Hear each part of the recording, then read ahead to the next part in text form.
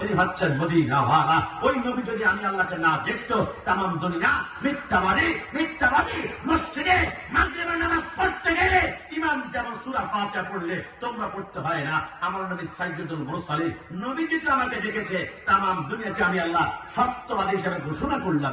সুবহানাল্লাহ। 2 নম্বরে মেরাজ ঘটিয়েছেন। বিজ্ঞান বলে, সায়েন্স বলে মেরাজ মানি না। কেন? বলে তুমি কি জানো পৃথিবীর সর্ববৃহৎ বিল্ডিং এর নাম হচ্ছে দুবাই বুরুজ। 160 তলা দুবাইতে আছে।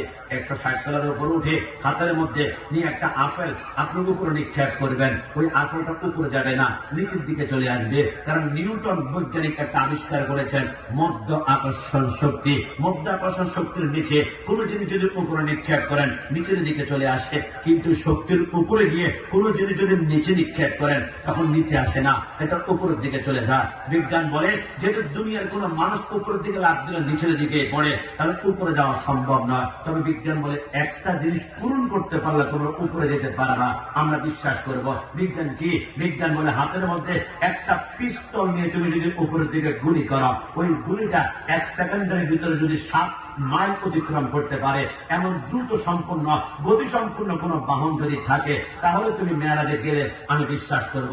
প্রতি সেকেন্ডে কত কিলোমিটার? বলে 7 মাইল। ও তাই নাকি? বলে হ্যাঁ। তুমি কি জানো আমার নবী যে বাহনে মেরাজে গিয়েছিল, এরোপ্লেন নয়, রকেট নয়, জেট নয়, প্লেন নয়, হেলিকপ্টার নয়, তুমি যে বাহনে গিয়েছেন ওইটার নাম বোরাক। বোরাক শব্দটি বারকুন থেকে আসছে। বারকুন মানে হচ্ছে কারেন্ট বা বিদ্যুৎ। এই মুহূর্তে যদি আমরা চান্দিনা থেকে কারেন্টের সুইচ 1 সেকেন্ডের ভিতরে কারেন্টটা যাবে 1,86,000 মাইল। ওরে বোকা, তুমি তো শুধু 1 সেকেন্ডে 60 মাইলের কথা বলো। নবী আমার যে বাহনে মেরাজে গিয়েছে, ওই বাহন প্রতি সেকেন্ডে যেতে পারত 1,86,000 মাইল।